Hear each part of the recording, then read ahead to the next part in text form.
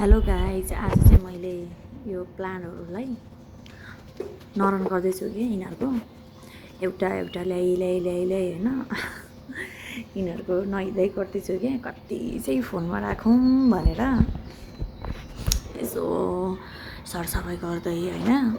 हुन त मसँग प्लान्टहरू धेरै छ क्या, धेरै नै धेरै छ होइन। यति त थोरै मात्रै हो होइन, माथि कौसी तल कौसी भर्याङ सबै छ, अझै धेरै हाल्नु नै छ होइन।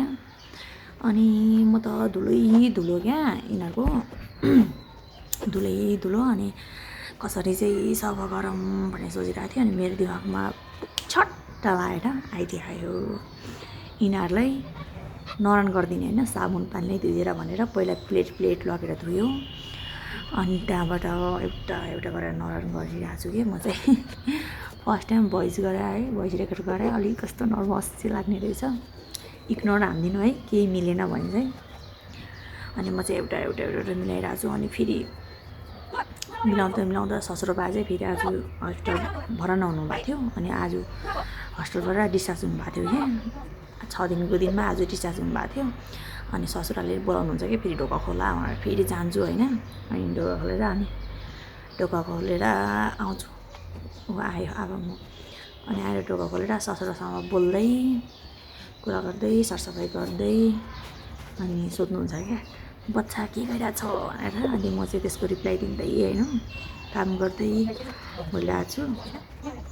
अब यस्तै हो गाडी चाहिँ होइन। अब योभन्दा धेरै चाहिँ भोइस गर्न मिल्दैन होला, यति नै ल।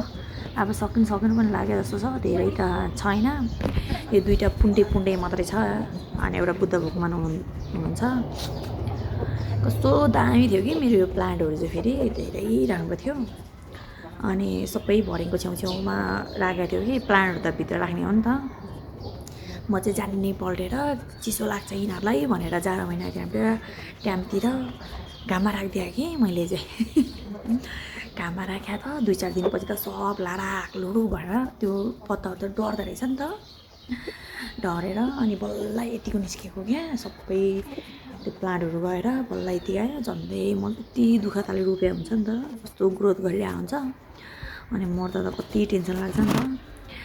अनि बल्ल यतिको भएको क्या मेरो प्लान्ट। अनि एउटा तान्दै सफा गर्दैछु कि म, अनि बोल्दै नि छ, मैले बोल्दै कुरा गर्दै नि गरिरहेको छु होइन।